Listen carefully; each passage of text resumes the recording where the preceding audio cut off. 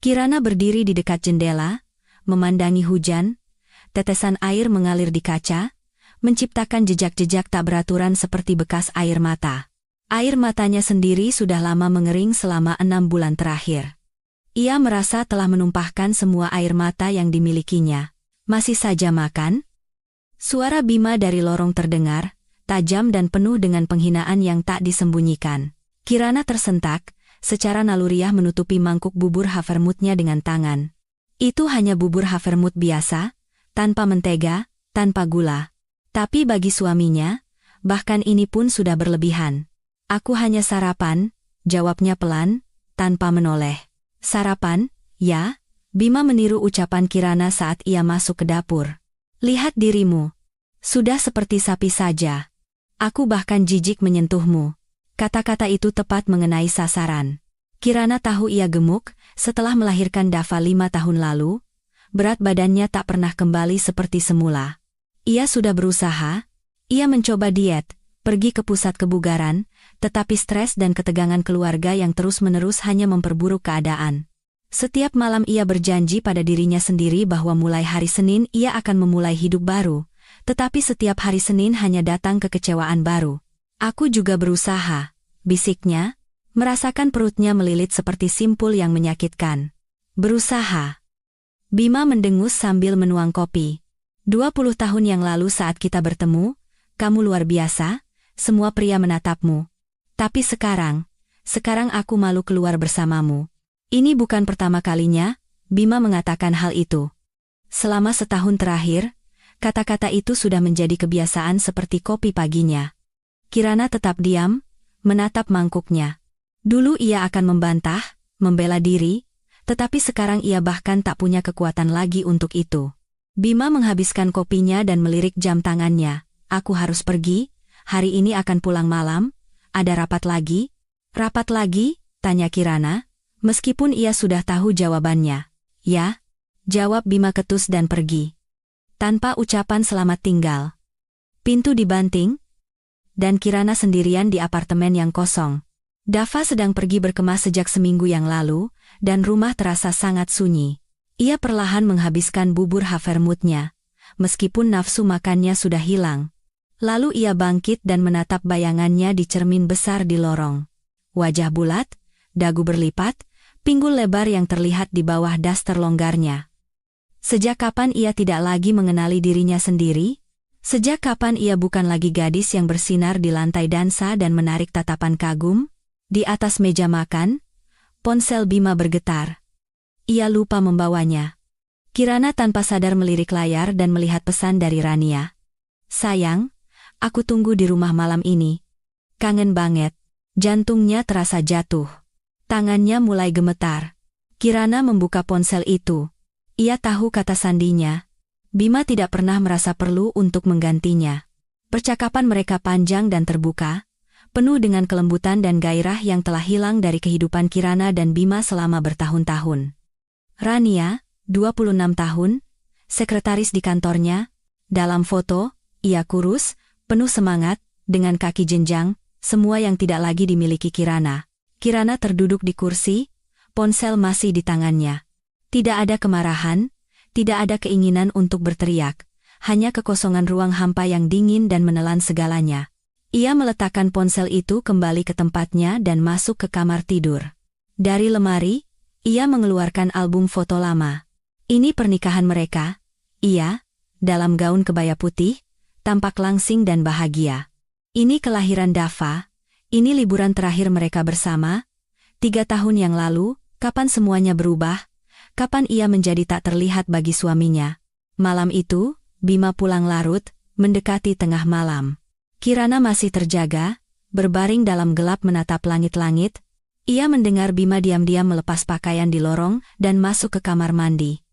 Aroma parfum wanita asing menguar di udara. Belum tidur? Tanya Bima kaget saat masuk ke kamar. Tidak bisa tidur, jawab Kirana dengan suara serak. Bima berbaring di sisinya di tempat tidur, membelakanginya menghadap dinding. Ada jarak sekitar 1 meter di antara mereka, tetapi terasa seperti jurang yang dalam. Mas Bima? Panggilnya lembut. Apa? Aku lelah, Kirana. Tadi pagi ponselmu ketinggalan. Keheningan menyelimuti mereka. Kirana merasakan tubuh Bima menegang, suaranya menjadi waspada. Ada pesan masuk. Aku membacanya. Bima tiba-tiba duduk dan menyalakan lampu di samping tempat tidur. Wajahnya pucat, tetapi lebih banyak diwarnai kejengkelan daripada rasa bersalah. Kamu membaca pesanku? Terlihat di layar, Kirana juga bangkit duduk. Rania. Sudah berapa lama? Bima mengusap wajahnya dengan tangan lalu tertawa suara tawa yang pendek dan gugup. 6 bulan? Atau lebih? Apa bedanya? Apa bedanya?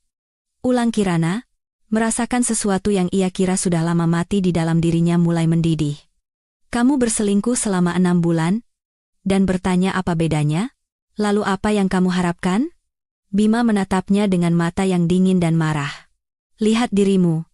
Lihat perubahanmu. Kamu berhenti merawat diri, kamu sudah tidak menjadi wanita lagi, kamu hanya perabotan. Perabotan yang nyaman dan sudah terbiasa. Setiap kata terasa seperti tamparan di pipi. Aku melahirkan anakmu, suara Kirana bergetar. Aku membesarkannya, mengurus rumah, dan aku juga bekerja. Dan kamu hanya makan apa saja yang ada di depanmu? Potong Bima. Jangan mencari alasan. Rania 10 tahun lebih muda darimu. Tapi ia punya waktu untuk ke gym, waktu untuk dirinya sendiri, ia ingin terlihat menarik. Kapan terakhir kali kamu memakai sesuatu selain daster longgar itu? Kirana terdiam. Kata-kata tersangkut di tenggorokannya. Aku akan pergi, kata Bima tiba-tiba. Aku tidak bisa hidup seperti ini lagi. Dia hamil. Anakku. Aku ingin bersamanya. Dunia runtuh, hancur berkeping-keping dalam sekejap. Apa? Kirana terkesiap. Kamu dengar. Aku akan pergi dalam beberapa hari. Apartemen ini milikku. Aku tidak serakah. Aku akan memberimu uang untuk Dava. Tapi aku harus menjalani hidupku. Kirana, denganmu, tidak ada masa depan.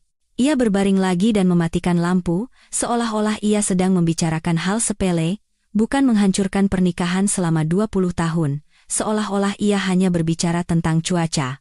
Kirana tidak bisa bergerak dalam kegelapan. Semuanya terasa mati rasa. Ia tidak menangis. Tidak ada air mata yang keluar. Hanya ada kekosongan yang begitu dalam hingga ia merasa akan jatuh dan menghilang di dalamnya. Pagi harinya, Bima mengemasi kopernya. Ia melakukannya dengan cepat dan efisien, tanpa menatap istrinya. Kirana berdiri di ambang pintu kamar, diam-diam menyaksikan pria yang telah menemaninya lebih dari separuh hidupnya itu berjalan keluar dari kehidupannya. Sisa barang-barangku akan kuambil seminggu lagi, gumamnya sambil menutup resleting tas. Saat aku datang, tolong rapikan semuanya. Soal Dava, aku akan bicara padanya sendiri saat ia pulang dari rumah neneknya. Bagaimana kamu akan memberitahu anak kita bahwa kamu meninggalkan ibunya demi wanita yang bisa menjadi putrinya? Tanya Kirana pelan. Aku akan mengatakan yang sebenarnya. Bahwa orang berubah. Cinta memudar. Dia masih kecil. Dia akan baik-baik saja. Anak-anak terbiasa dengan segalanya. Bima mengangkat tasnya dan berjalan ke pintu. Selamat tinggal, Kirana, jangan marah. Ini lebih baik untuk semua orang. Pintu tertutup. Kirana mendengar suara lift turun, membawa serta masa lalunya. 3 hari pertama Kirana lalui dalam keadaan linglung. Ia bangun, secara mekanis menyiapkan sarapan yang tidak bisa ia makan, berkeliaran di apartemen, menatap keluar jendela. Dunia di luar berjalan seperti biasa. Orang-orang bergegas ke kantor, anak-anak bermain di halaman, musik terdengar dari suatu tempat tapi dunianya berhenti. Ia tidak menelepon teman-temannya. Ia tidak ingin mendengar simpati dalam suara mereka atau menerima nasihat yang tidak akan membantu. Ia tidak ingin melihat belas kasihan di mata mereka. Kasihan Kirana, suaminya meninggalkannya karena ia gemuk. Ia sudah bisa mendengar kata-kata itu di kepalanya dalam berbagai suara. Pada hari keempat, ia akhirnya keluar dari apartemen.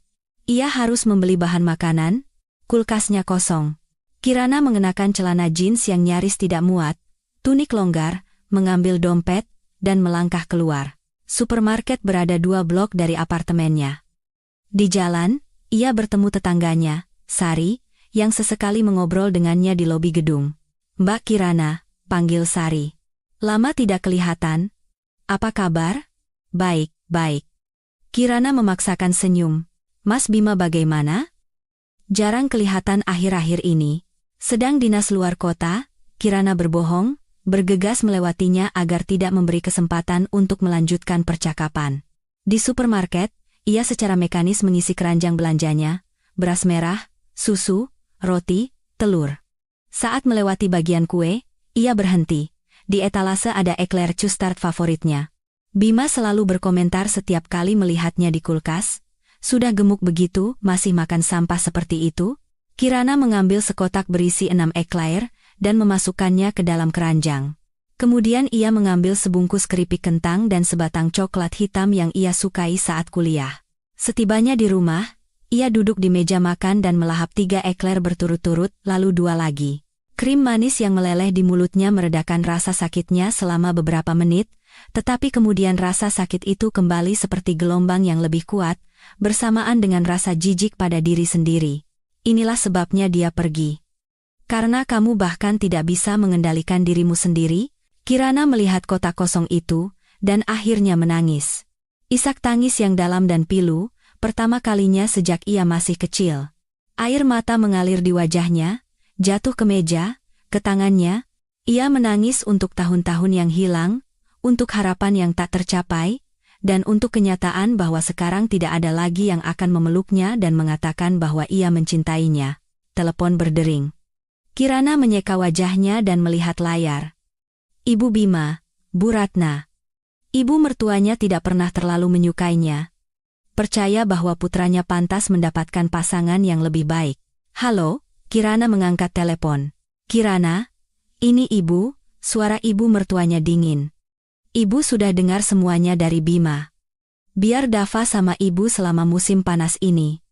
Anak itu tidak seharusnya melihat keadaanmu yang seperti itu." "Keadaan seperti apa, Bu?" tanya Kirana pelan.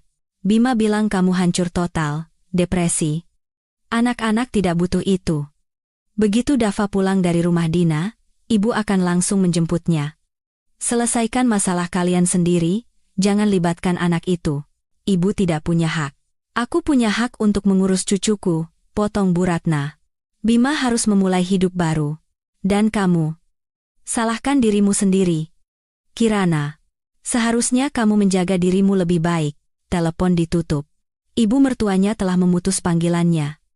Kirana meletakkan ponsel di atas meja dan menatapnya dengan pandangan kosong. Semuanya sudah berakhir. Semua orang menentangnya. Bahkan mereka memperlakukannya seperti penderita kusta dan mencoba mengambil Dava darinya. Ia bangkit dan berjalan ke cermin di lorong. Ia menatap dirinya sendiri lama, dengan seksama. Wajah bengkak karena menangis, rambut kusam yang diikat asal-asalan, tunik longgar yang menyiratkan lipatan lemak di perutnya. Salahkan dirimu sendiri. Mungkin mereka benar. Mungkin ini semua memang salahnya. Jika ia tidak menjadi gemuk, jika ia tetap menjadi gadis langsing itu, Bima tidak akan pergi. Ia tidak akan jatuh cinta pada Rania dengan kaki jenjang dan perut rata. Kirana kembali ke dapur dan membuka laptopnya. Ia membuka media sosial dan menemukan akun Bima. Ia tidak menyembunyikan hubungan mereka. Di sanalah Rania. Tinggi, langsing, dengan bibir merah menyala dan senyum putih cemerlang. Mereka berpelukan dengan latar belakang laut, minum kopi di kafe, tertawa sambil saling menatap. Di foto terakhir, yang diunggah 2 hari lalu, Rania mengenakan gaun ketat, dan perutnya sedikit membuncit. Keterangannya berbunyi, "Kebahagiaan kami yang akan segera datang." Ratusan suka dan komentar, ucapan selamat. Pasangan yang serasi sekali. Semoga bahagia. Kirana menutup laptopnya. Tangannya gemetar. Kemarahan yang membara muncul di dalam dirinya. Keinginan untuk berteriak, memecahkan piring, menghancurkan segala sesuatu di sekitarnya. Tapi ia tidak melakukannya. Sebaliknya, ia membuka kulkas lagi, mengambil ekler terakhir yang tersisa, dan memakannya sambil menatap kosong. Lalu ia pergi ke kamar mandi dan menatap bayangannya di cermin untuk waktu yang lama. Pipi tembam, dagu berlipat, tubuh yang melebar. Kapan ini terjadi? Kapan ia menjadi bukan dirinya lagi? Ia ingat saat Bima melihatnya di pesta kampus 20 tahun yang lalu, mendekatinya, dan mengajaknya berdansa. Ia ingat mereka berdansa semalaman, dan Bima mengatakan bahwa ia adalah wanita tercantik di dunia.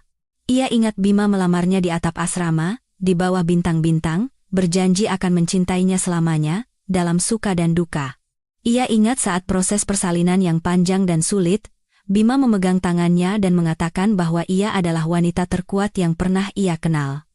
Ia ingat Bima menangis bahagia saat melihat Dava. Kapan semuanya berubah? Mungkin secara bertahap. Beberapa kilogram pertama setelah melahirkan. Lalu beberapa kilogram lagi.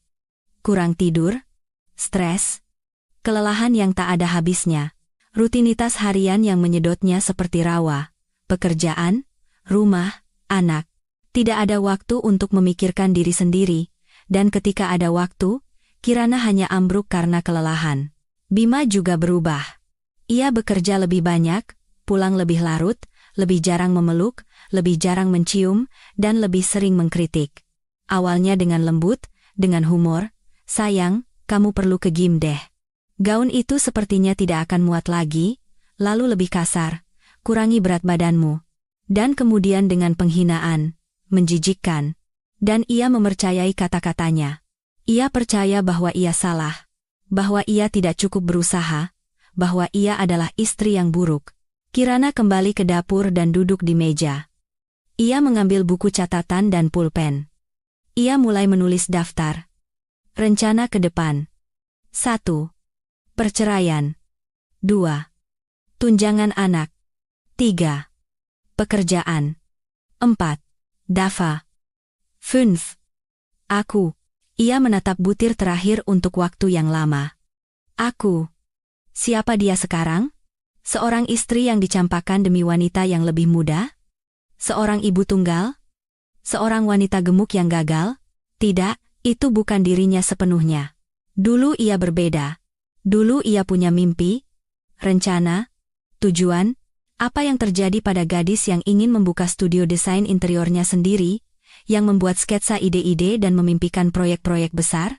Ia tenggelam dalam kehidupan rumah tangga, dalam keibuan, dalam upaya untuk menyenangkan seorang suami yang pada akhirnya tetap pergi.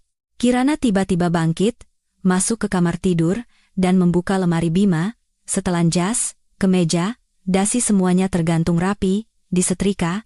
Ia selalu merawat lemarinya, menyetrika kemejanya, membawa setelannya ke penatu. Ia mulai melempar pakaiannya satu persatu ke lantai. Setelan yang Bima kenakan pada ulang tahun pernikahan mereka tahun lalu. Kemeja yang ia berikan sebagai hadiah ulang tahun. Dasi yang ia pakai saat wisuda TK Dava. Pakaian-pakaian itu jatuh ke lantai, membentuk tumpukan tak berbentuk. Kirana berhenti, terengah-engah. Apa yang ia lakukan? Apa gunanya ini? Ia terduduk di lantai di samping tumpukan pakaian, dan mulai menangis lagi. Diam-diam, tanpa isak, air mata hanya mengalir. Dan ia tidak berusaha menghentikannya. Keesokan harinya, Kirana bangun dengan pikiran yang jernih. Sesuatu di dalam dirinya seolah telah bergeser dalam semalam. Ia tidak ingin lagi berbaring dan mengasihani diri sendiri. Ia tidak ingin lagi menjadi korban. Ia bangkit dan mandi. Untuk pertama kalinya dalam seminggu, ia membersihkan dirinya dengan benar, mencuci rambutnya. Kemudian, dari lemari, ia mengambil daster-daster lama Bima dan membawanya ke pintu depan bersama dengan tumpukan pakaian lainnya. Nanti ia akan menyumbangkannya ke panti asuhan atau membuangnya begitu saja. Tidak masalah. Kirana menelepon kantornya. Ia bekerja sebagai akuntan di sebuah perusahaan pengembang properti menengah dan telah mengambil cuti sakit selama 2 minggu terakhir dengan diagnosis gangguan saraf. Pak Surya, ini saya. Kirana. Besok saya akan kembali bekerja. Bu Kirana. Apa Anda yakin? Bukankah lebih baik istirahat lebih lama? Tanya atasannya dengan ramah. Tidak, Pak. Saya harus bekerja. Terima kasih atas pengertiannya. Pekerjaan akan mengalihkan perhatiannya dan membantunya mendapatkan kembali rasa normal. Setelah menutup telepon, Kirana duduk di depan komputer dan mulai meneliti tentang perceraian. Prosedur, dokumen, berapa lama waktu yang dibutuhkan. Ia mengetahui bahwa dengan anak di bawah umur, perceraian harus melalui pengadilan. Ia harus mengajukan gugatan, mengumpulkan dokumen, menetapkan jadwal pertemuan dengan anak. Ia mencatat nomor telepon seorang pengacara yang berspesialisasi dalam urusan keluarga. Besok ia akan menelepon untuk membuat janji konsultasi. Kemudian ia memeriksa rekening bersama mereka. Rekening itu atas nama mereka berdua, Kirana dan Bima, tetapi tidak banyak uang yang tersisa. Sekitar 50 juta rupiah. Sepertinya Bima telah menarik sebagian besar uangnya sebelum pergi. Kirana mentransfer uang itu ke rekening pribadinya, uang itu juga miliknya. Ia juga bekerja, berkontribusi pada keluarga, apartemen itu atas namanya, warisan dari orang tuanya yang telah meninggal 10 tahun lalu, setidaknya sedikit stabilitas. Kirana menatap foto Dava di rak, putranya yang berusia 5 tahun dengan wajah tersenyum. Putranya. Satu-satunya orang yang pasti mencintainya, dan ia tidak akan membiarkan ibu mertuanya mengambil anak itu. Tidak akan pernah. Ia menekan nomor telepon sepupunya, Dina, tempat Dava menginap. Mbak Dina, anakku baik-baik saja? Kirana? Sapa sepupunya dengan gembira. Tentu saja. Kami pergi ke taman, makan es krim. Dia bertanya kapan ayahnya akan datang. Apa yang harus kukatakan? Kirana menelan ludah yang terasa mengganjal di tenggorokannya. Katakan ayahnya sibuk. Aku akan menjemputnya dan menjelaskan semuanya sendiri. Mbak, aku minta tolong. Mungkin Bu Ratna akan menelepon dan memintamu menyerahkan Dava. Tolong jangan lakukan itu. Ada apa? Suara Dina menjadi cemas. Mas Bima meninggalkanku demi wanita lain. Dan sekarang ibu mertuaku ingin mengambil cucunya. Keheningan di seberang telepon. Ya Tuhan, Kirana, kenapa kamu tidak bilang dari awal? Aku tidak bisa, Mbak. Tolong jangan serahkan Dava kepada siapapun selain aku. Aku akan datang dalam beberapa hari. Baiklah. Tentu saja. Dick. Tentu saja. Cepatlah datang. Aku menunggumu. Setelah panggilan itu, Kirana merasa sedikit lega. Dava aman. Itu yang terpenting. Ia berjalan ke dapur, membuka kulkas, dan melihat sisa ekler, coklat, dan keripik. Kirana menatap semua jejak pelampiasannya dengan pandangan kosong. Kemudian, dengan tegas, ia mengambil kantong sampah dan membuang semuanya ke tempat sampah. Cukup, katanya dengan suara keras. Cukup sudah menyalahkan diri sendiri dan menenggelamkan masalah dalam makanan. Ia mengambil ponselnya dan mencari pusat kebugaran terdekat secara online. Keanggotaannya tidak murah, tetapi saat ini, itu adalah hal yang paling penting. Ia mendaftar untuk kelas uji coba besok malam. Ia juga mencari kelompok dukungan untuk wanita yang mengalami perceraian. Ada pertemuan online setiap hari Selasa dan Kamis. Kirana mendaftar. Mungkin di sana ia bisa menemukan orang-orang yang akan memahaminya. Saat malam tiba, ia punya rencana, jelas dan terstruktur. 1. Kembali bekerja. 2. Mengajukan gugatan cerai melalui pengacara. 3. Menjemput Dava. 4. Mulai berolahraga. 5. Mencari psikolog. 6. Menemukan kembali diriku. Butir terakhir adalah yang paling penting dan paling menakutkan. Menemukan kembali diriku. Kembali ke gadis yang percaya pada kekuatannya, yang punya mimpi dan tujuan. Kirana tidur lebih awal. Untuk pertama kalinya dalam beberapa hari, ia tidur nyenyak, tanpa mimpi buruk atau terbangun di tengah malam. Ia bangun jam 7 pagi. Ia melakukan latihan sederhana selama 15 menit yang ia temukan online. Otot-ototnya sakit, tubuhnya tidak patuh, tetapi ia menyelesaikannya. Kemudian ia sarapan, bubur Havermut dengan apel dan teh hijau. Di kantor, rekan-rekannya menyambutnya dengan hati-hati, dengan simpati di mata mereka. Pak Surya memanggilnya ke ruangannya. Bu Kirana, Anda baik-baik saja? Apa tidak sebaiknya Anda istirahat lebih lama? Saya baik-baik saja, Pak. Sungguh. Saya harus bekerja. Atasannya menatapnya dengan saksama. Baiklah. Tapi jika ada apa-apa, tolong beritahu saya. Dan satu hal lagi. Teman saya seorang psikolog yang baik. Mungkin jika Anda butuh, Anda bisa menghubunginya. Kirana mengambil kartu nama itu dan mengucapkan terima kasih. Air mata hampir menetes karena kebaikan yang tak terduga itu.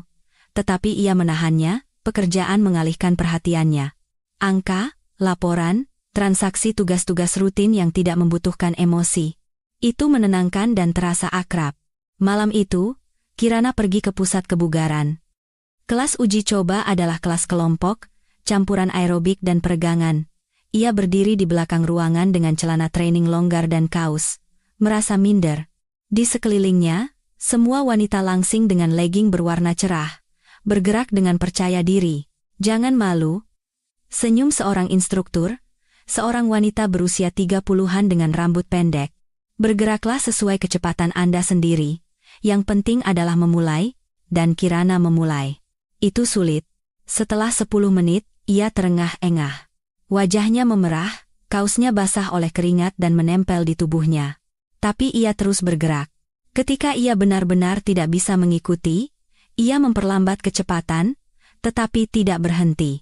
Setelah kelas selesai, instruktur mendekatinya. Bagaimana rasanya? Berat? Kirana mengakui dengan jujur, menyeka wajahnya dengan handuk. Awalnya selalu berat.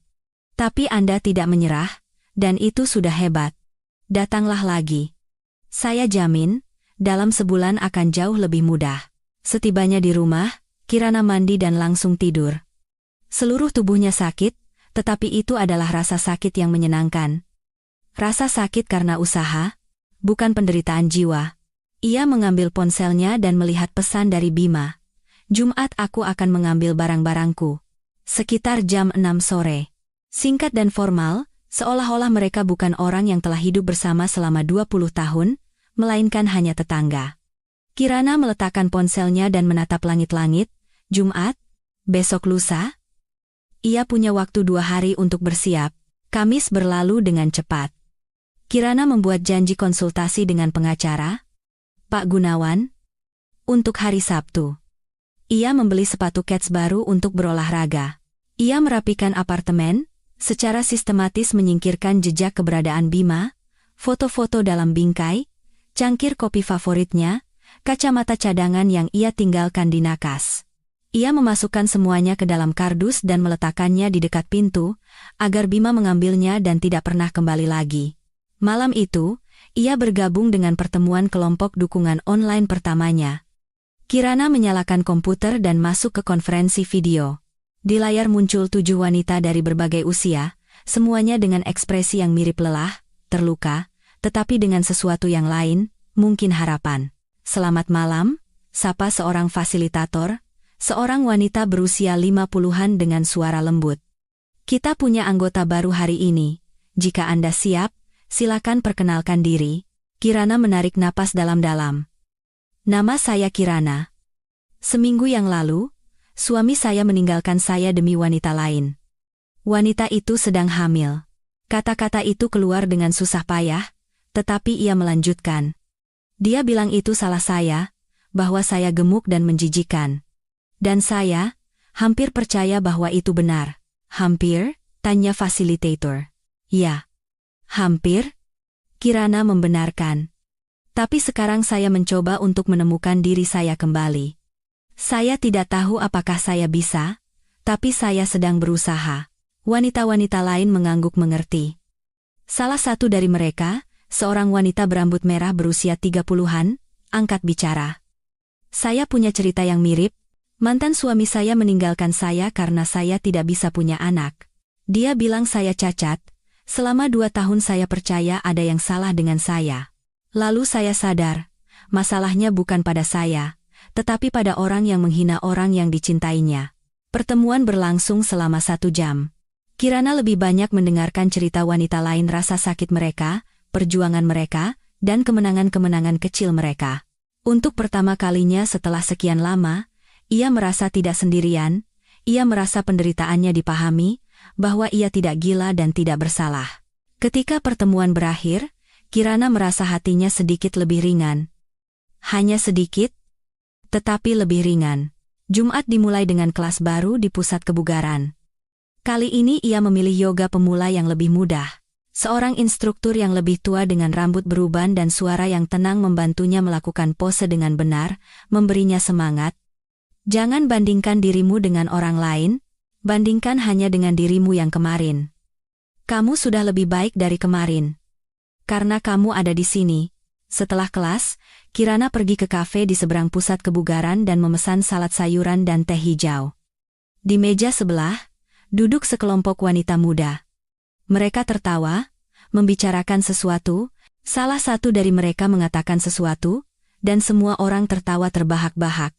Melihat mereka, ia bertanya-tanya kapan terakhir kali ia tertawa seperti itu, kapan ia merasa ringan dan tanpa beban. Ia tidak ingat. Ia mengeluarkan ponselnya dan membuka foto-foto lama. Dia di pesta kampus, dengan gaun pendek dan lipstik cerah, tertawa dan berpelukan dengan teman-temannya. Dia di wisuda, dengan gaun merah, langsing dan bahagia. Dia berlibur pertama kali dengan Bima di pantai, dengan pakaian renang, tubuh kencang dan kecokelatan. Gadis itu ada, dia nyata. Kemana dia pergi? Kirana menutup foto-foto itu dan menatap bayangannya di cermin di dinding kafe. Wajah bulat, tanpa riasan, rambut diikat ke belakang. Jaket olahraga menyembunyikan bentuk tubuhnya. Aku akan menemukanmu, janjinya, pada bayangannya dengan lembut, aku janji. Ia kembali ke rumah pukul 5 sore. 1 jam sebelum Bima datang. Kirana berganti pakaian dengan jeans dan sweater. Menyisir rambutnya, bahkan memakai sedikit lipstik merah muda pucat. Bukan untuk Bima, tapi untuk dirinya sendiri. Saat ia sedang minum teh di dapur, bel pintu berbunyi. Tepat pukul 6 sore, Kirana membuka pintu. Di ambang pintu berdiri, Bima dengan 2 tas besar. Ia tampak baik-baik saja. Kemeja baru, potongan rambut baru, sepertinya ia sedikit lebih kurus. "Hai," katanya sambil masuk. "Aku datang untuk mengambil barang-barangku." Kirana menyingkir. Semuanya sudah di dalam kardus, di samping lemari. Bima masuk ke kamar tidur. Kirana tetap di dapur, tidak ingin melihatnya mengumpulkan sisa-sisa terakhir dari kehidupan mereka bersama. Sekitar 20 menit berlalu, Bima keluar dengan tas yang penuh. "Sepertinya sudah semua," katanya sambil melihat sekeliling. "Mas Bima, soal perceraian. Aku sudah mencari tahu semuanya," potong Kirana. "Senin aku akan mengajukan gugatan. Aku ingin tunjangan anak ditetapkan secara resmi dan jadwal pertemuan juga." Bima mengerutkan kening. "Kamu tahu, aku sekarang punya keluarga lain. Aku tidak bisa memberimu banyak. Kamu akan membayar sesuai yang ditetapkan pengadilan," kata Kirana tegas. "Dava adalah putramu, dan kamu wajib menafkahinya." "Kirana, jangan mempersulit. Mari kita selesaikan ini seperti orang beradab." "Beradab?" Ia mendengus. "Kamu meninggalkan putramu tanpa pamit, kamu bilang aku menjijikkan. Apakah itu yang kamu sebut beradab?" Bima mengatupkan bibirnya. "Aku mengatakannya karena marah. Jangan dianggap serius. Pergilah. Mas Bima. Pergi saja. Pengacaraku akan menghubungimu."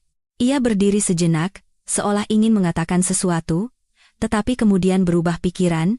Ia mengangkat tasnya dan berjalan ke pintu. "Kau tahu," katanya tiba-tiba di ambang pintu, "aku kira kamu akan menangis, memohon agar aku kembali. Tapi kamu, sepertinya kamu sedikit lebih kurus." "Pergi," ulang Kirana. Bima mengangkat bahu dan pergi. Pintu tertutup. Kirana berdiri di tengah lorong, bernapas dalam-dalam dan perlahan. Ia tidak menangis, tidak berteriak, tidak jatuh ke lantai. Ia hanya berdiri dan bernapas. Dan tersenyum. Senyum tipis. Tetapi ia tersenyum. Ia telah memenangkan ronde pertama. Ia tidak hancur. Ia tidak memohon. Ia tidak menunjukkan kelemahan. Kirana masuk ke dapur, dan duduk di meja. Ia membuka buku catatan tempat ia menulis rencananya. Hari ke-7, Bima mengambil barang-barangnya. "Aku tidak menangis, aku lebih kuat dari yang kukira." Ia menutup buku catatan itu dan menatap keluar jendela. Matahari terbenam, mewarnai langit dengan warna oranye dan merah muda. Kehidupan baru-baru saja dimulai.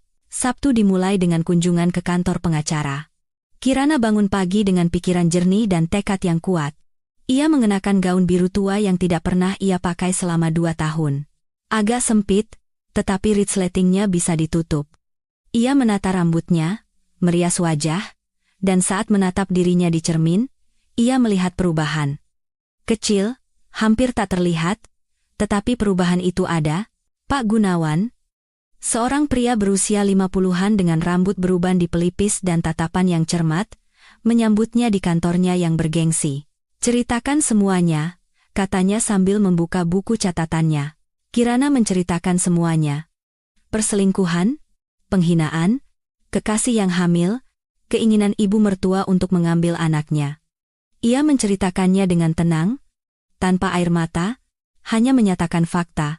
Pak Gunawan mendengarkan, membuat catatan, sesekali mengajukan pertanyaan untuk klarifikasi.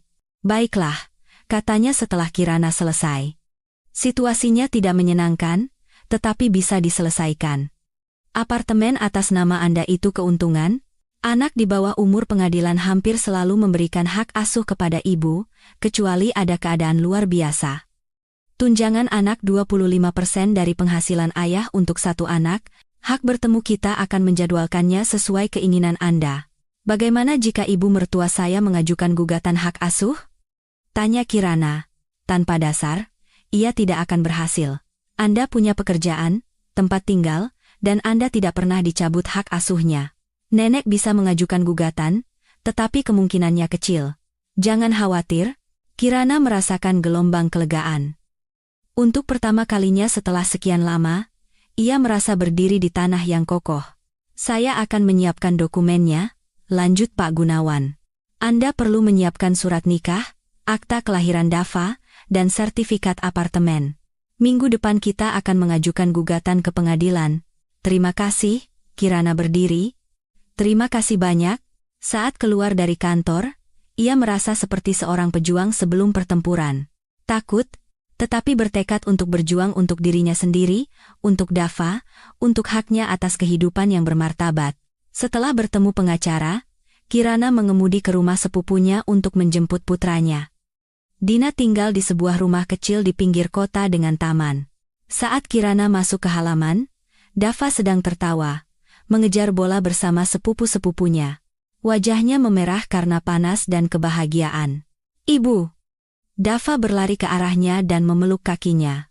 "Aku datang." Kirana memeluk putranya, mendekapnya erat. Anak itu berbau musim panas, rumput, dan keringat masa kecil. "Aku datang, sayang." "Aku merindukanmu." "Ayah tidak datang?" Kirana menatap Dina. Sepupunya mengangguk mengerti dan membawa anak-anak lain ke dalam. "Dava." Kirana duduk di bangku bersama putranya. "Kita perlu bicara. Ayah sekarang akan tinggal terpisah dari kita." "Kenapa?" Mata anak itu membesar. "Apa dia marah padaku?" "Tidak, sayang, tidak." Kirana memeluk putranya. "Ini sama sekali bukan salahmu.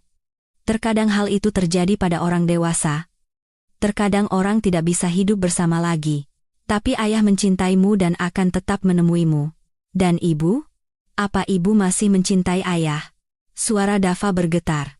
"Ibu paling mencintaimu di dunia." Kirana mencium kepala putranya. "Dan ibu tidak akan pergi kemana-mana. Tidak akan pernah. Aku janji." Dava membenamkan wajahnya di bahu ibunya dan menangis diam-diam. Kirana menahan air matanya sendiri, mengelus punggung putranya. "Ini tidak adil. Anak itu tidak pantas menerima ini. Bukan salahnya ayahnya egois." Malam itu mereka kembali ke rumah. Dava pendiam dan termenung. Kirana membuatkan pancake dengan selai favoritnya. Mereka menonton kartun bersama, lalu Kirana menidurkannya. "Ibu, apa kita akan baik-baik saja tanpa ayah?" tanyanya saat Kirana menyelimutinya. "Tentu," kata Kirana tegas. "Kita akan baik-baik saja, aku janji." Setelah Dava tertidur, Kirana keluar ke balkon. Malam itu hangat, udara berbau bunga melati. Di suatu tempat di bawah, musik terdengar, orang-orang tertawa. Ia mengeluarkan ponselnya dan mengirim pesan kepada Dina. "Mbak, terima kasih untuk semuanya. Itu sangat berarti." Balasan datang hampir seketika. Selalu ada untuk mudik, kamu hebat, aku bangga padamu. Kirana tersenyum. Ya, ia hebat. Ia tidak menyerah, tidak hancur. Ia terus hidup, berjuang, dan melangkah maju. Hari Minggu, ia dan Dava pergi ke taman, naik komedi putar, makan es krim, dan memberi makan bebek di kolam. Anak itu perlahan-lahan mulai terbuka dan tersenyum lagi, meskipun kadang-kadang kecemasan melintas di matanya. Ibu, apa Nenek Ratna akan datang ke rumah kita? Tanyanya saat mereka duduk di bangku. Entahlah. Sayang, apa kamu ingin Nenek datang? Dava mengangkat bahu. Nenek selalu bilang aku makan dengan salah dan bermain terlalu berisik. Kirana menghela napas. Ibu mertuanya tidak tahu cara mencintai cucunya begitu saja, selalu mengkritik, menceramahi, membandingkan dengan anak-anak lain. Jika Nenek datang, kita akan menemuinya. Jika tidak, tidak apa-apa. Kamu punya Tante Dina, punya teman-teman. Kita tidak sendirian. Dava mengangguk dan berlari kembali ke ayunan. Kirana menatapnya, memikirkan masa depan. Apa yang bisa ia berikan kepada putranya? Stabilitas, cinta, dukungan, itu sudah cukup. Itu harus cukup. Malam itu, setelah Dava tertidur, Pak Surya menelepon Kirana. Bu Kirana, maaf mengganggu di akhir pekan. Saya hanya ingin memberitahu Anda, kami butuh orang untuk proyek baru. Desain kantor untuk klien besar. Dulu Anda pernah melakukan hal seperti itu? Kan? Ya, jawab Kirana hati-hati. Tapi sudah sangat lama sekali, 10 tahun sebelum Dava lahir. Tidak masalah. Anda punya gelar, punya selera. Saya melihat portofolio lama Anda saat kami mempekerjakan Anda. Bayarannya bagus, akan dibayarkan terpisah dari pekerjaan akuntansi Anda sekarang. Pikirkanlah. Kirana menutup telepon dan merenung. Desain interior. Mimpinya yang lama. Alasan ia kuliah. Sesuatu yang menjadi gairahnya. Ia pergi ke gudang dan mengeluarkan kotak berisi karya-karya lamanya. Sketsa, denah, foto-foto proyek yang sudah selesai. Apartemen untuk pasangan muda. Kantor untuk perusahaan rintisan. Kamar anak. Semuanya adalah bagian dari dirinya. Bagian dari dirinya yang telah ia tinggalkan demi keluarga, demi kehidupan rumah tangga, demi seorang suami yang pada akhirnya tetap pergi. Kirana mengusap salah satu sketsanya dengan tangan. Mungkin ini adalah sebuah pertanda. Mungkin sudah waktunya untuk kembali ke apa yang ia cintai. Ia mengambil ponselnya dan mengirim pesan kepada Pak Surya. Ya, saya akan mencobanya. Senin dimulai dengan ritme baru. Kirana mengantar Dava ke TK.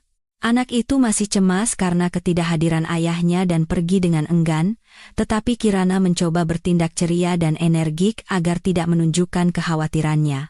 Di kantor, Pak Surya memanggilnya ke ruang rapat, di mana klien sudah menunggu, seorang pria berusia 40-an dengan setelan tajam dan tatapan cermat.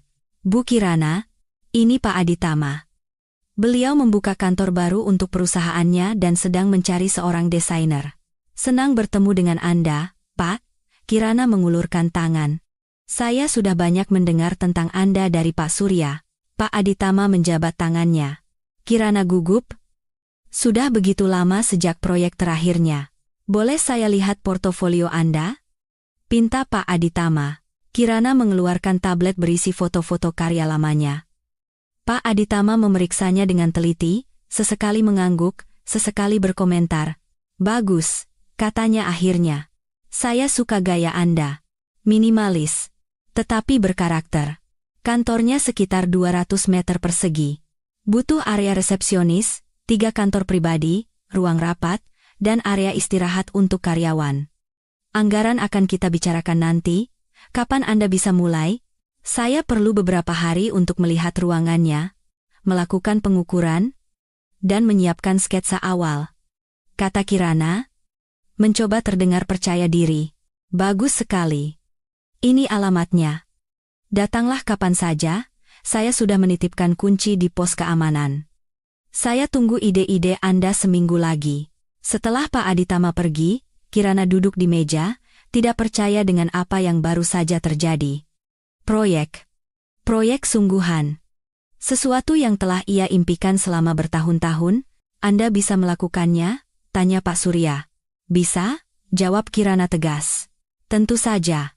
Malam itu, setelah menidurkan Dava, ia mengeluarkan buku-buku teks desain lamanya, membuka program desain di komputernya. Tangannya gemetar karena kegembiraan.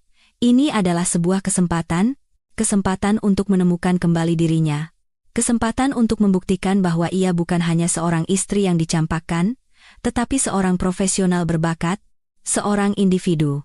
Selasa, Kirana pergi meninjau lokasi. Dinding putih kosong, jendela besar, langit-langit tinggi. Ia berjalan melalui ruangan-ruangan, mengukur, mengambil foto, dan di kepalanya ide-ide sudah mulai terbentuk. Nada terang, bahan alami, banyak udara dan cahaya, fungsionalitas yang elegan. Ia menghabiskan 2 jam di sana, membuat sketsa di buku catatannya. Saat ia pergi, ia merasa hidup benar-benar hidup, untuk pertama kalinya dalam beberapa tahun. Malam harinya di pusat kebugaran, instrukturnya memperhatikan perubahan itu. Bu Kirana, Anda melakukannya dengan sangat baik. Perbedaannya sudah terlihat. Postur Anda lebih baik, gerakan Anda lebih percaya diri. Benarkah? Kirana menatap dirinya di cermin. Memang benar. Sesuatu telah berubah. Mungkin belum penampilannya, tetapi cara ia membawa dirinya, ekspresi wajahnya.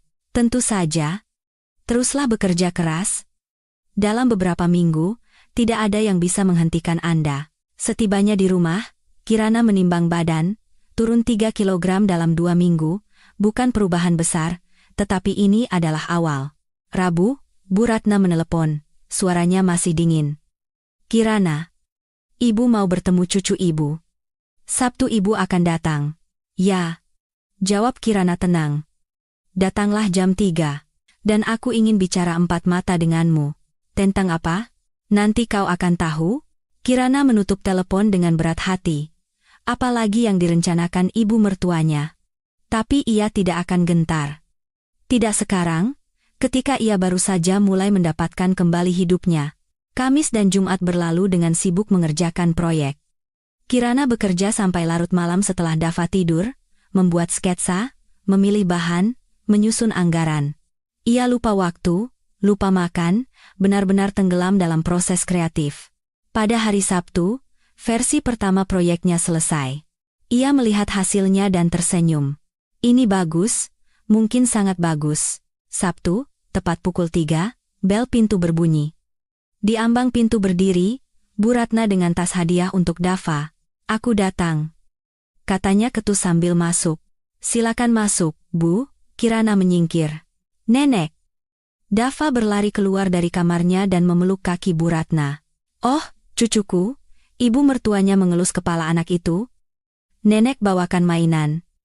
Pergi, lihatlah. Dava mengambil tas itu dan berlari ke kamarnya. Bu Ratna melepas mantelnya dan berjalan ke dapur seolah-olah itu rumahnya sendiri. Kita perlu bicara, katanya sambil duduk di meja makan. Saya mendengarkan. Kirana duduk di seberangnya. Aku dengar dari Bima kau akan menggugat cerai. Pengacara saya sedang menyiapkan gugatannya. Akan didaftarkan minggu depan. Bu Ratna mengerucutkan bibirnya. Jadi kau yang menghancurkan keluarga? Yang menghancurkan keluarga adalah Mas Bima dengan wanita simpanannya, jawab Kirana tenang. Laki-laki bisa berbuat salah. Kau harus tahu cara memaafkan, cara menutup mata pada beberapa hal. Aku hidup seperti itu dengan ayah mertuamu seumur hidupku. Mungkin itu sebabnya ayah tidak menghormati ibu, kata Kirana pelan tapi tegas. Memaafkan perselingkuhan terus-menerus bukanlah kekuatan, itu kelemahan. Saya tidak ingin hidup seperti itu. Lalu bagaimana kau mau hidup? Suara Bu Ratna meninggi karena marah. Sebagai janda cerai dengan anak, kau bahkan tidak bisa mengurus dirimu sendiri. Lihat dirimu. Saya sedang melihat. Kirana bangkit dan berjalan ke cermin di lorong, dan tahu apa yang saya lihat? Saya melihat seorang wanita yang berhenti bersembunyi, yang berjuang dan mulai hidup kembali. Ya, saya tidak langsing. Tapi saya sedang berusaha, dan saya melakukannya bukan untuk putra ibu, tapi untuk diri saya sendiri. Bima bilang kau menuntut tunjangan anak. Dava berhak dinafkahi oleh ayahnya. Itu bukan tuntutan saya, itu hukum. Bu Ratna bangkit dan mengambil tas tangannya. Kau akan menyesal. Bima akan menyewa pengacara yang baik. Dia akan menuntut hak asuh anak. Silakan saja, Kirana membuka pintu. Saya juga punya pengacara, dan hukum ada di pihak saya. Ibu mertuanya pergi tanpa pamit pada cucunya. Kirana menutup pintu dan bersandar padanya. Tangannya gemetar, tetapi bukan karena takut, melainkan karena adrenalin, karena kesadaran bahwa ia tidak menyerah, tidak membiarkan dirinya diintimidasi. Dava menjulurkan kepala dari kamarnya. Ibu, nenek sudah pergi? Ya, sudah, sayang. Apa nenek akan datang lagi? Entahlah. Kuharap tidak. Dia selalu jahat. Kirana memeluk putranya.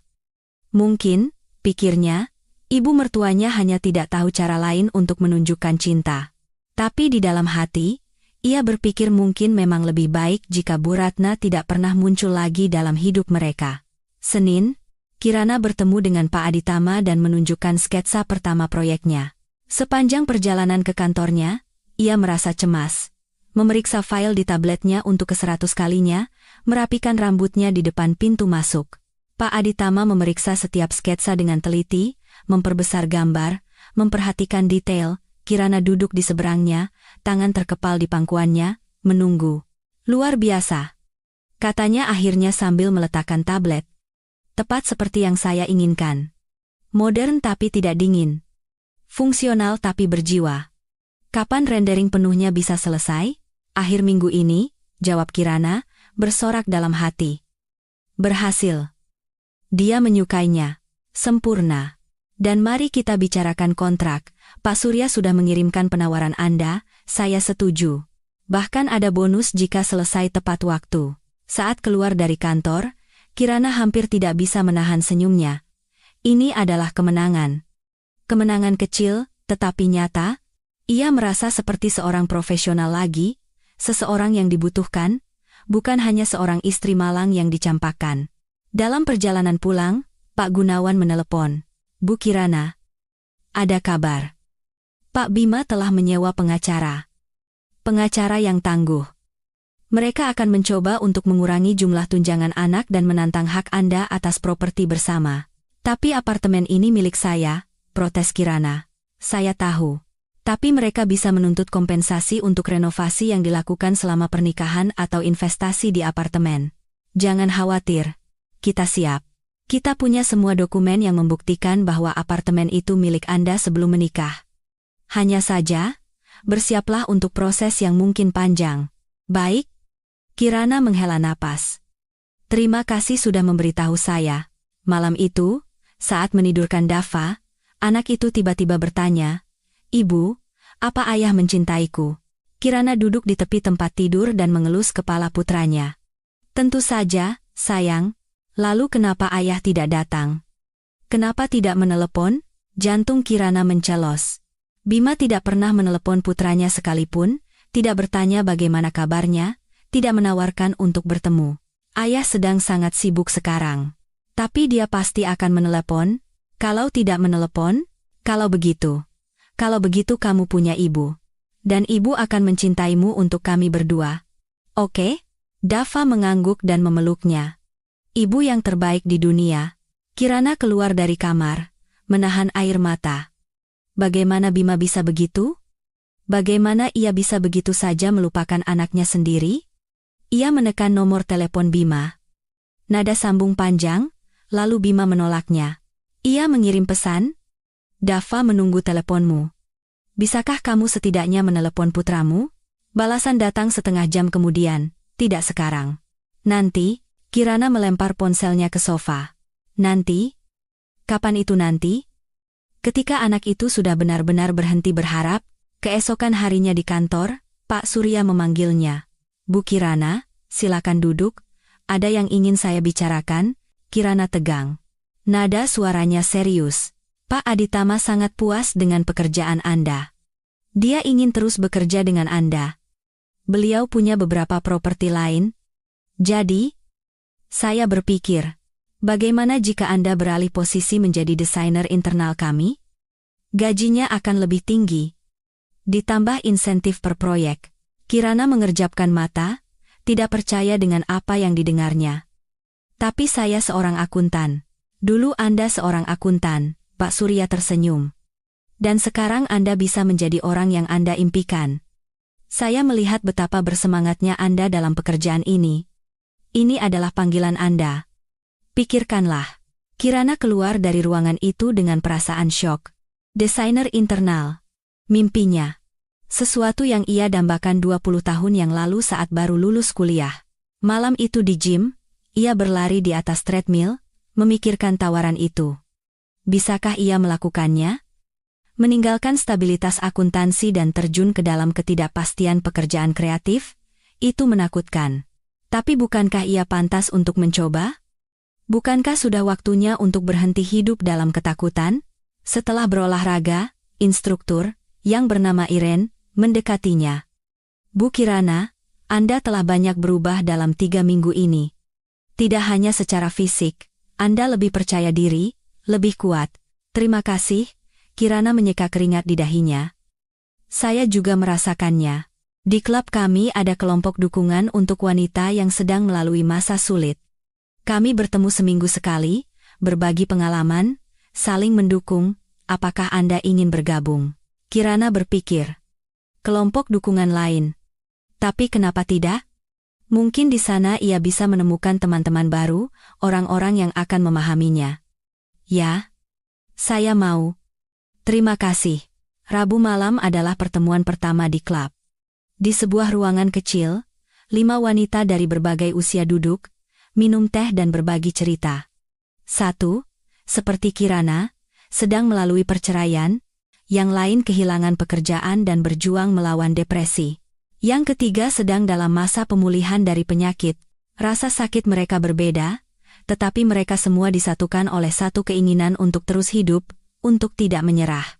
Saya pikir saya akan mati ketika mantan suami saya pergi, kata seorang wanita berusia 50-an bernama Bu Amira. Kami bersama selama 30 tahun, lalu dia pergi dengan sekretarisnya.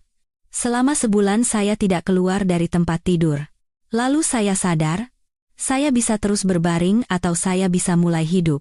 Saya memilih untuk hidup. Sekarang saya punya bisnis kecil sendiri. Saya bepergian, bertemu teman-teman, dan tahu tidak, saya bahagia. Benar-benar bahagia.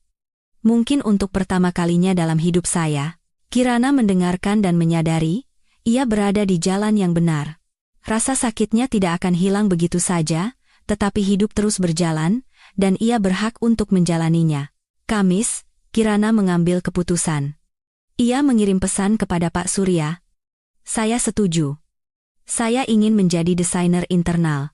Balasan datang seketika, bagus sekali. Besok kita bahas detailnya. Malam itu, Kirana duduk di balkon, minum teh dan memandangi matahari terbenam. 3 minggu yang lalu, dunianya runtuh.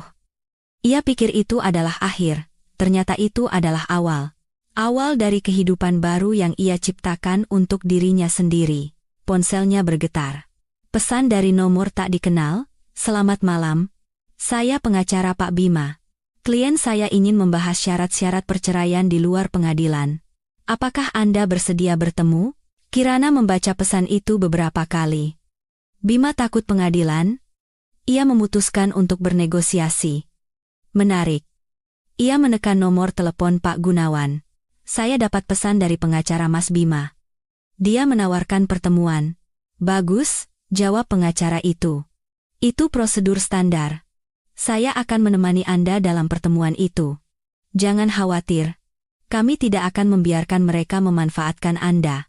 Terima kasih. Kirana menutup telepon. Ia bangkit dari kursi dan menatap bayangannya di jendela. Wanita yang balas menatapnya berbeda.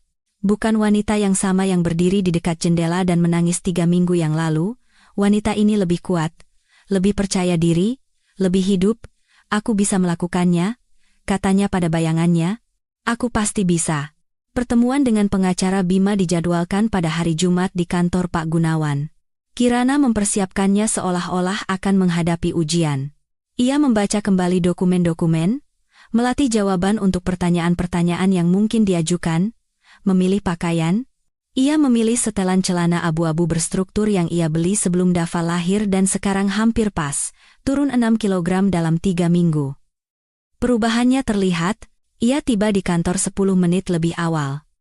Pak Gunawan sudah menunggunya, semua dokumen yang diperlukan terbentang di atas meja. Yang terpenting adalah tetap tenang, instruksinya. Jangan bereaksi terhadap provokasi, jawab dengan jelas dan faktual. Kita tahu hak-hak kita, dan mereka tahu kita tahu. Tepat pukul 2, pintu terbuka dan 2 pria masuk. Pengacara Bima, seorang pria berusia 40-an dengan setelan mahal dan mata dingin, dan Bima sendiri, Kirana melihatnya untuk pertama kalinya dalam hampir sebulan. Ia tampak lelah dan lebih tua. Ada lingkaran hitam di bawah matanya, dan rambutnya lebih banyak beruban. "Selamat siang," kata pengacara itu dengan ketus sambil duduk di seberang. "Saya mewakili Pak Bima. Kami ingin menyelesaikan masalah perceraian ini secara beradab, di luar pengadilan. Kami mendengarkan proposal Anda." Pak Gunawan mengangguk. Pengacara itu mengeluarkan map dokumen. "Klien saya setuju untuk bercerai. Ia siap membayar tunjangan anak sebesar 1,5 juta rupiah per bulan. Jumlahnya jauh di bawah 25% yang diwajibkan secara hukum, tapi mengingat ia akan segera punya anak lagi. 25% dari penghasilan, potong Pak Gunawan. Itu hukumnya. Kehadiran anak lain tidak menghilangkan kewajibannya terhadap anak pertama. Tapi kita harus realistis." Pengacara itu mencondongkan tubuh ke depan. "Klien saya siap untuk kompromi. Selain itu, kami ingin membahas pembagian harta." "Harta apa?" Kirana tidak tahan. "Apartemen ini milik saya. Warisan dari orang tua saya sebelum menikah. Tapi renovasi dilakukan selama pernikahan, dengan dana bersama." Pengacara itu melihat dokumennya. "Klien saya berhak atas kompensasi, kami memperkirakannya sebesar 400 juta rupiah. Itu tidak masuk akal." Pak Gunawan mengeluarkan dokumennya sendiri. "Renovasi dilakukan 10 tahun yang lalu. Depresiasinya minimal 50%. Selain itu, klien Anda tinggal di apartemen itu selama ini tanpa membayar sewa, yang sudah merupakan kompensasi." Para pengacara mulai berdebat, saling melempar angka dan pasal hukum. Kirana duduk dan memperhatikan Bima. Ia menghindari tatapannya, terus-menerus melihat keluar jendela atau ke ponselnya. "Mas Bima," panggilnya pelan. Bima tersentak dan mengangkat kepala. "Pernahkah kamu memikirkan Dava sekali saja? Kamu tidak meneleponnya selama hampir sebulan. Dia menunggumu, bertanya tentangmu setiap malam." Bima mengangkat bahu. "Aku sibuk. Aku akan meneleponnya segera." "Segera? Kapan itu segera?" "Ketika anak keduamu lahir dan kamu benar-benar melupakan yang pertama?" "Bu Kirana, tolong." Pak Gunawan mencoba menenangkannya, tetapi ia tidak bisa berhenti. Semua yang terpendam di dalam dirinya meledak. "Kamu pengecut, Mas Bima. Kamu lari karena takut akan tanggung jawab. Lebih mudah memulai dari awal dengan gadis muda daripada menyelesaikan masalah dalam keluarga kita. Kamu egois. Selalu begitu." Bima berdiri, wajahnya memerah. "Kamu yang membuatku seperti itu, sikapmu, keluhanmu, ketidakberdayaanmu. Aku tidak bisa hidup seperti itu lagi. Lalu kenapa kamu tidak pergi lebih awal?" Kirana juga berdiri. "Kenapa kamu menunggu sampai kamu menemukan pengganti? Kenapa kamu menghinaku alih-alih jujur mengatakan bahwa cinta sudah pudar?" "Karena aku kasihan padamu," teriak Bima. "Aku pikir kamu tidak akan bertahan sendirian. Aku pikir kamu akan hancur tanpaku." "Nah, aku bertahan?" Kirana mendekatinya. "Aku tidak hancur. Mungkin kamu takut aku akan bertahan terlalu baik. Mungkin kamu takut aku akan sadar betapa mudahnya bernapas tanpa kritikmu yang terus-menerus." Keheningan menyelimuti ruangan. Para pengacara saling bertukar pandang. "Saya pikir kita sebaiknya istirahat sejenak," kata pengacara Bima. "Saya pikir kita sebaiknya melanjutkannya di pengadilan," kata Pak Gunawan tegas. "Sampai jumpa di pengadilan, tuan-tuan." Bima mengambil jaketnya dan pergi tanpa pamit. Pengacaranya mengumpulkan dokumennya dan mengikutinya. Pintu tertutup, dan Kirana terduduk di kursi. Tangannya gemetar. "Maaf," bisiknya. "Saya kehilangan kendali." "Tidak apa-apa," Pak Gunawan menuangkan segelas air untuknya. Terkadang membantu untuk mengatakan semuanya di depan wajah mereka. Sekarang kita tahu persis posisi mereka. Mereka akan mencoba menekan dan mengintimidasi Anda. Tapi argumen mereka lemah. Jangan khawatir, kita akan menang. Saat keluar dari kantor, Kirana merasakan kelegaan yang aneh. Ia telah mengatakan semua yang ia pikirkan kepada Bima.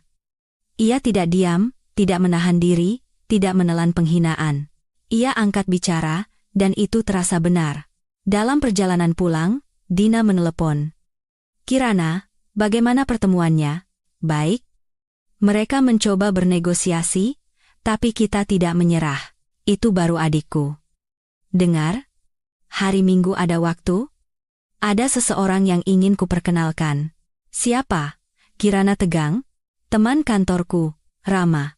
Orang baik. Duda dengan 2 anak. Cerdas. Sopan. Kurasa kalian akan punya banyak hal untuk dibicarakan. Mbak? Terlalu cepat? Kirana menghela napas. Aku bahkan belum resmi bercerai. Bukan untuk kencan, hanya untuk bertemu. Siapa tahu bisa jadi teman, kamu juga perlu memperluas pergaulan, tidak bisa hanya di rumah sendirian. Kirana berpikir. Mungkin sudah waktunya. Bukan untuk hubungan romantis, tentu saja, tetapi untuk interaksi manusia biasa. Baiklah, ia setuju. Aku akan datang. Malam itu, setelah Dava tertidur, Kirana duduk di depan komputer, mengerjakan rendering proyek Pak Aditama. Ia begitu asyik dengan pekerjaannya, sehingga lupa waktu. Memilih warna, menata furnitur, bereksperimen dengan pencahayaan. Pada satu titik, ia berhenti dan menatap layar. Ini indah, benar-benar indah. Mungkin bahkan lebih baik dari karyanya 10 tahun yang lalu. Ia bangkit, berjalan ke cermin dan menatap dirinya dengan kritis. Wajahnya lebih tirus. Tulang pipinya lebih menonjol. Matanya tidak lagi kusam. Ada kilau di sana. Ya. Ia masih jauh dari gadis langsing yang dulu, tetapi ia sedang menuju ke sana. Dan yang terpenting, ia merasa hidup kembali. Ponselnya bergetar. Pesan dari Bu Amira dari kelompok dukungan, teman-teman, kita ketemu hari Sabtu, ngobrol-ngobrol di kafe. Kirana tersenyum dan membalas, tentu. Ia tidur dengan perasaan bahwa hidupnya membaik. Perlahan, bertahap, tetapi membaik. Sabtu cerah dan hangat. Kirana bertemu dengan para wanita dari kelompok dukungan di sebuah kafe kecil yang nyaman di pusat kota. Ada 6 dari mereka, Bu Amira, Irene dari pusat kebugaran, 2 wanita dari kelompok online, dan seorang anggota baru yang baru memulai perjalanannya setelah perceraian. Mereka duduk di meja besar dekat jendela, minum kopi dan berbagi kabar. Suasananya hangat, hampir seperti keluarga. Di sini, tidak perlu berpura-pura semuanya baik-baik saja. Di sini, kau bisa menjadi dirimu sendiri. Kemarin saya pergi nonton teater untuk pertama kalinya dalam setengah tahun, kata salah satu wanita, Nuri. Sendirian. Dulu saya pikir memalukan pergi kemana-mana tanpa pasangan. Tapi tahu tidak, itu luar biasa. Saya menonton pertunjukan tanpa ada yang mengganggu, benar-benar tenggelam di dalamnya. Hebat sekali. Saya mendaftar kursus bahasa Inggris, yang lain berbagi. Selalu ingin belajar, tapi suami saya bilang itu buang-buang waktu dan uang. Sekarang tidak ada yang memberitahu saya apa yang harus saya lakukan. Kirana mendengarkan dan menyadari, masing-masing dari mereka merebut kembali hak atas hidup mereka. Langkah-langkah kecil, tetapi mereka bergerak maju. Saya juga punya kabar, kata Kirana. Saya berganti pekerjaan. Dari akuntan menjadi desainer. Kembali ke apa yang saya impikan 20 tahun yang lalu. Wow. Salut untuk keberanianmu. Untuk awal yang baru. Bu Amira mengangkat cangkirnya. Mereka mendentingkan cangkir, dan Kirana merasakan kehangatan di dalam dirinya. Ia sekarang punya teman. Teman sejati yang memahaminya tanpa kata-kata. Setelah kafe, mereka berjalan-jalan di toko-toko. Irene menyeret Kirana ke toko perlengkapan olahraga. Kamu butuh pakaian olahraga yang layak, katanya. Bukan celana training longgar itu. Kamu harus melihat tubuhmu, bagaimana perubahannya. Itu memotivasi. Kirana menolak, tetapi Irene bersikeras. Akhirnya, mereka memilih beberapa set, legging dan atasan yang cerah dan cantik. Ketika Kirana mencoba salah satunya dan melihat dirinya di cermin, reaksi pertamanya adalah rasa malu. Legging itu menempel di pinggulnya, atasan itu menonjolkan perutnya. "Tidak bagus," katanya. "Sekarang lihat lagi." Irene berdiri di sampingnya. "Jangan lihat apa yang tidak kamu suka, lihat apa yang sudah berubah. Lihat, kakimu lebih kencang. Lenganmu juga, posturmu lebih baik, kamu bukan dirimu yang sebulan lalu." Kirana melihat lebih dekat. Memang benar. Perubahannya kecil.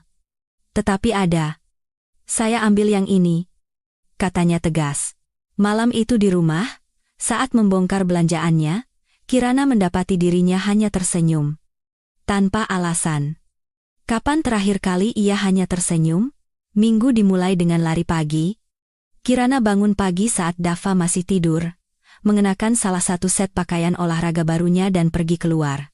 Ia berlari perlahan, tidak lama, hanya 20 menit, tetapi itu adalah waktunya, usahanya, kemenangannya atas dirinya sendiri. Setelah makan siang, ia pergi ke rumah Dina. Sepupunya tinggal di sebuah rumah kecil di pinggiran kota dengan taman dan teras. Saat Kirana tiba, sudah ada tamu lain, beberapa pasangan dengan anak-anak, memanggang burger, musik diputar. "Kirana, ini Rama," Dina membawa seorang pria berusia 40-an ke arahnya, "teman kantorku, yang kuceritakan." Rama tinggi, dengan wajah ramah dan mata yang lembut. Ia tersenyum dan mengulurkan tangan. "Senang sekali bertemu dengan Anda." "Dina sudah banyak bercerita. Semoga yang baik-baik saja," kata Kirana sambil menjabat tangannya. "Hanya yang baik-baik." "Katanya Anda seorang desainer berbakat." Mereka mengobrol dengan mudah dan santai. Rama bekerja sebagai programmer. Ia bercerai 2 tahun lalu dan membesarkan 2 anak, seorang putra dan seorang putri. Ia tidak mengajukan pertanyaan yang tidak nyaman, tidak mengorek. Ia hanya bercerita tentang dirinya dan mendengarkan ceritanya. "Tahu tidak apa yang paling sulit setelah perceraian?" tanyanya saat mereka duduk di teras dengan gelas jus. "Mempercayai bahwa kau bisa bahagia lagi. Bahwa hidup belum berakhir. Selama tahun pertama saya seperti zombie. Pekerjaan, anak-anak, rumah, dan selesai. Lalu saya sadar. Saya tidak bisa hidup seperti itu. Saya harus benar-benar hidup." "Bagaimana Anda memulainya?" tanya Kirana. "Dari langkah-langkah kecil. Saya bergabung dengan klub renang, mulai membaca buku-buku yang sudah lama saya tunda, bertemu teman-teman lama, lalu secara bertahap muncul hobi baru, orang-orang baru. Dan sekarang, 2 tahun kemudian, saya bahagia dengan cara saya sendiri." Tapi bahagia, Kirana mendengarkan dan berpikir, mungkin ini resepnya, langkah-langkah kecil, melakukan sesuatu untuk diri sendiri setiap hari. Tidak menunggu terobosan besar, hanya terus maju.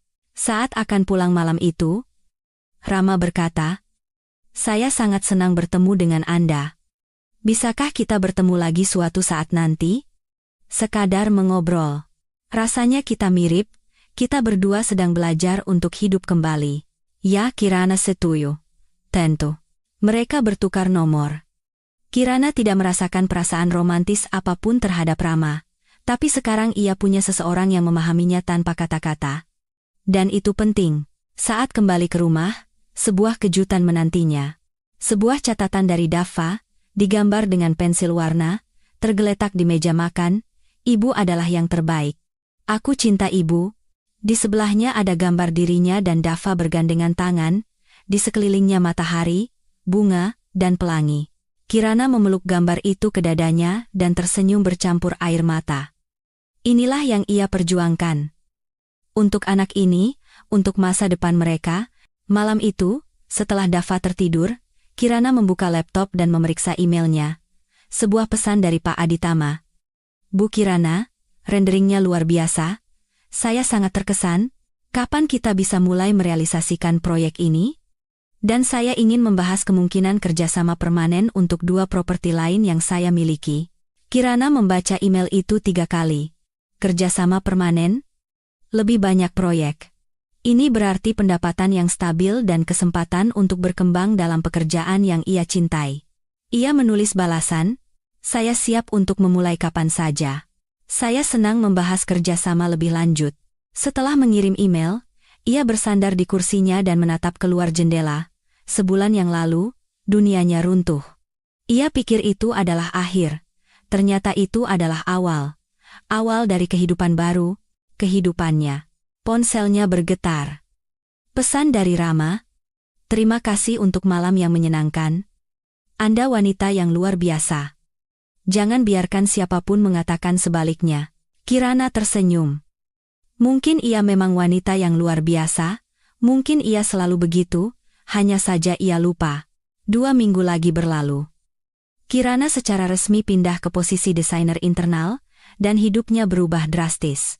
Sekarang ia tidak lagi datang ke kantor jam 8 pagi untuk menatap laporan yang membosankan. Tetapi jam 10, bertemu klien, membahas proyek, merealisasikan ide. Proyek Pak Aditama berjalan dengan sukses, dan ia benar-benar menawarkan 2 proyek lagi, sebuah kafe dan sebuah rumah pribadi. Kirana bekerja sampai larut, tetapi itu adalah jenis kelelahan yang berbeda yang memberi energi, bukan yang menguras tenaga. Ia telah kehilangan 15 kilogram. Celana jeans lamanya yang tidak bisa ditutup resletingnya selama setengah tahun sekarang longgar. Wajahnya menjadi tirus, tulang pipinya menonjol. Di cermin, ia melihat wanita yang hampir ia lupakan percaya diri, bersemangat, bersinar. Rama menjadi temannya. Mereka hampir setiap hari saling mengirim pesan, berbagi kabar, sesekali berjalan-jalan bersama anak-anak mereka. Tidak ada yang romantis di antara mereka, tetapi ada dukungan, pengertian, dan persahabatan. Suatu malam, duduk di taman sambil memperhatikan anak-anak mereka bermain di taman bermain, Rama berkata, "Aku kagum melihatmu. Kamu telah banyak berubah dalam sebulan setengah. Bukan hanya penampilanmu. Kamu bersinar dari dalam. Benarkah?" Kirana tersenyum. "Sungguh. Saat pertama kali kita bertemu, kamu tampak hancur, terpojok. Tapi sekarang kamu seperti burung phoenix yang bangkit dari abu." "Mungkin begitu," kata Kirana termenung. "Mungkin aku harus terbakar habis untuk bisa memulai dari awal." Malam itu di rumah, ia mengeluarkan buku harian yang ia mulai setelah Bima pergi. Ia membaca kembali catatan pertamanya, yang penuh dengan rasa sakit, keputusasaan, dan kebencian pada diri sendiri.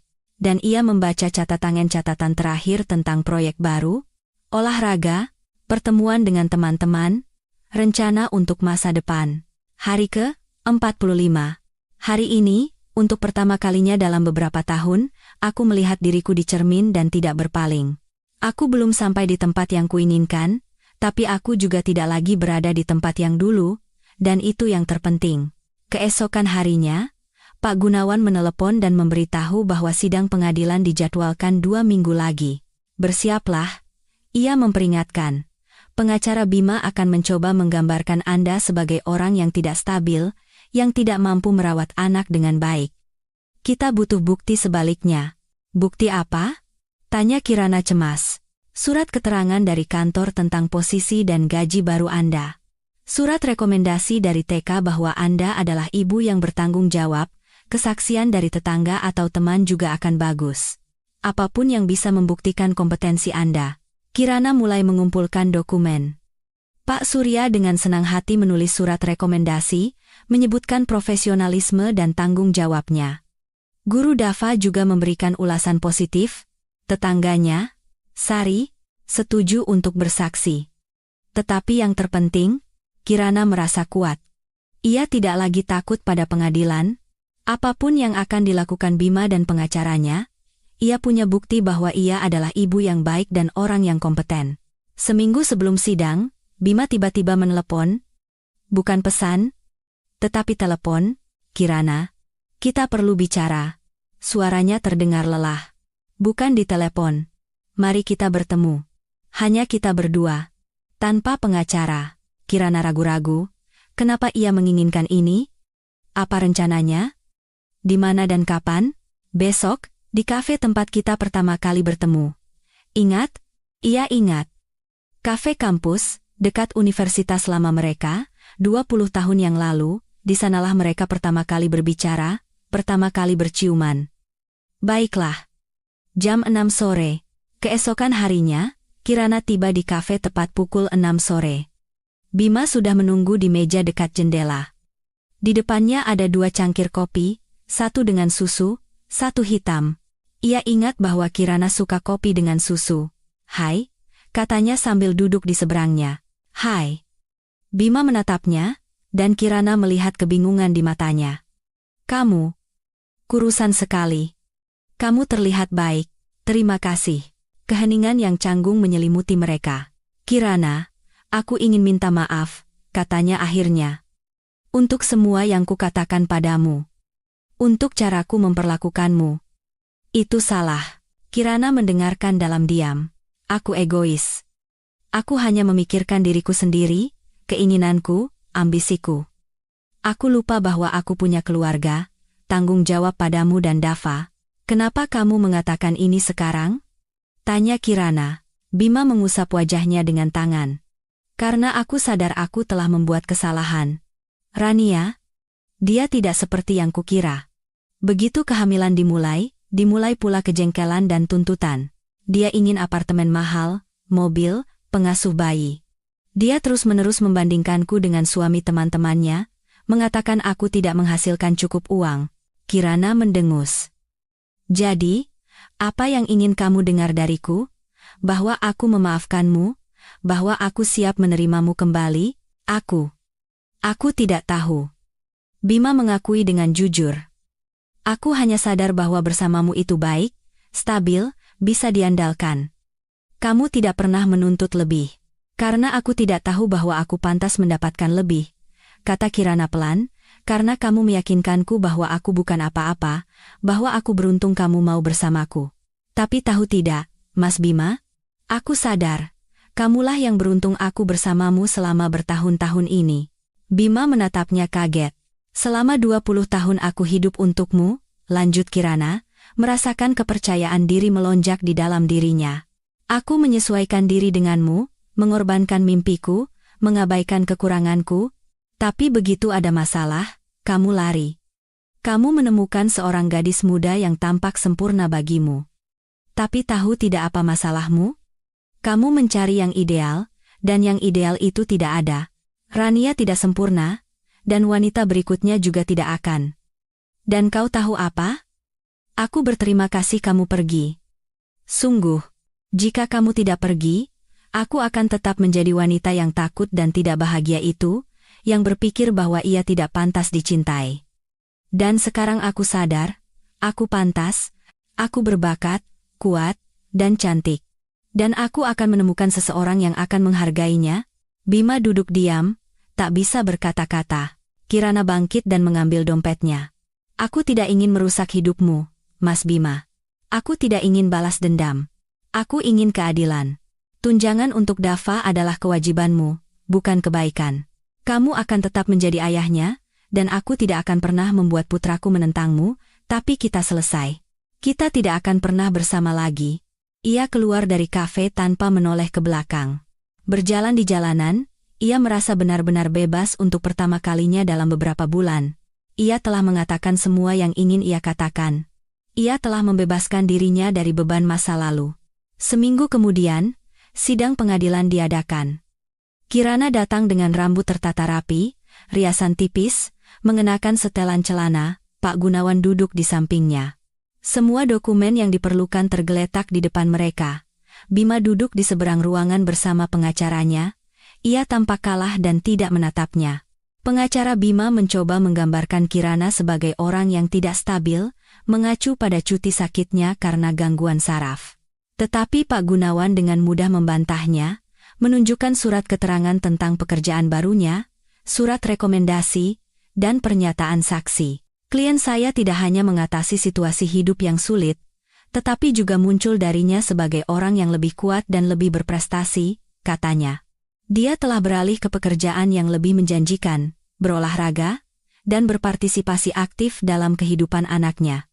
Sementara itu, tergugat, setelah meninggalkan keluarganya, tidak pernah menelepon putranya selama 1,5 bulan.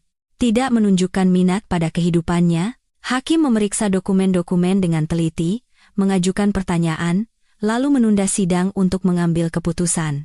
Kirana keluar ke koridor dan duduk di bangku. Tangannya gemetar, tetapi bukan karena takut, melainkan karena ketegangan.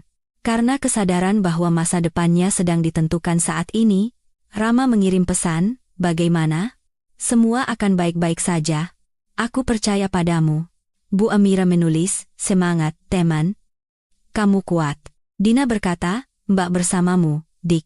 Kirana tersenyum. Ia punya dukungan. Dukungan yang tulus dan sepenuh hati dari orang-orang yang percaya padanya. Setengah jam kemudian, mereka dipanggil kembali ke ruang sidang. Hakim membacakan putusan, perkawinan antara penggugat dan tergugat diputuskan berakhir. Anak di bawah umur akan tetap tinggal bersama ibu. Ayah wajib membayar tunjangan anak sebesar 25% dari penghasilannya setiap bulan. Jadwal pertemuan dengan anak ditetapkan setiap akhir pekan kedua dan 1 bulan selama liburan musim panas. Properti yang bersangkutan adalah milik penggugat sebelum menikah, oleh karena itu, tidak ada pembagian harta bersama. Kirana menghela napas. Kemenangan. Kemenangan total dan tanpa syarat. Saat keluar dari gedung pengadilan, ia melihat Bima di dekat mobilnya. Ia sedang merokok, padahal biasanya tidak. "Kirana," panggilnya. Ia berhenti. "Bolehkah aku menelepon Dava malam ini?" "Tentu. Dia akan senang. Dan aku benar-benar ingin berpartisipasi dalam hidupnya. Aku akan datang seperti yang diperintahkan pengadilan." "Bagus," Kirana mengangguk. "Dia butuh itu. Dia butuh seorang ayah. Kamu. Kamu terlihat luar biasa," kata Bima tiba-tiba, "bukan hanya karena kamu lebih kurus. Kamu berbeda. Kuat. Percaya diri." "Aku bodoh." "Ya, benar." Kirana setuju. "Tapi tahu tidak? Aku senang semuanya terjadi seperti ini. Jika kamu tidak pergi, aku tidak akan pernah tahu apa yang mampu kulakukan. Aku tidak akan pernah kembali menjadi diriku yang sebenarnya." Ia berbalik dan berjalan menuju stasiun MRT. Ia tidak menoleh ke belakang. Babak itu dalam hidupnya telah ditutup. Malam itu di rumah, Kirana duduk di sofa dengan Dava di pelukannya. "Sayang, kita perlu bicara. Hari ini ada sidang pengadilan. Ayah dan ibu sekarang bukan lagi suami istri secara resmi. Tapi kamu tetap putra ayah, dan ayah mencintaimu.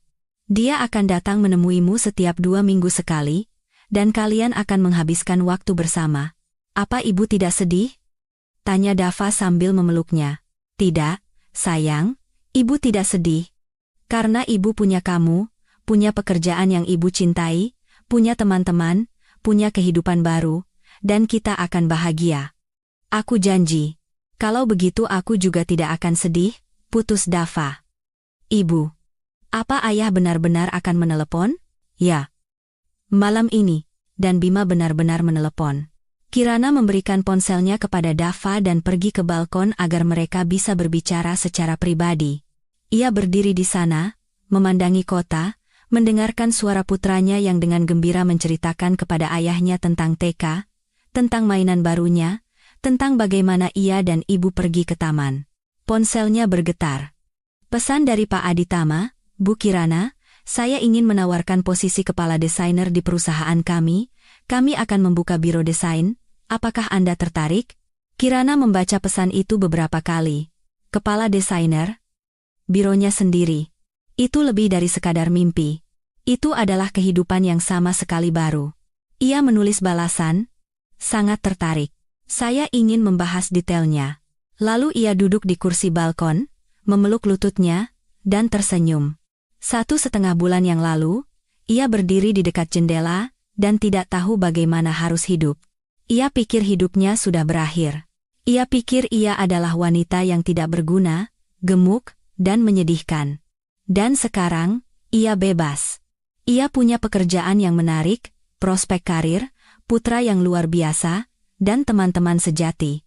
Ia telah kehilangan 15 kilogram dan terus bekerja untuk dirinya sendiri, bukan untuk mantan suaminya, bukan untuk membuktikan sesuatu kepada seseorang, tetapi hanya untuk dirinya sendiri.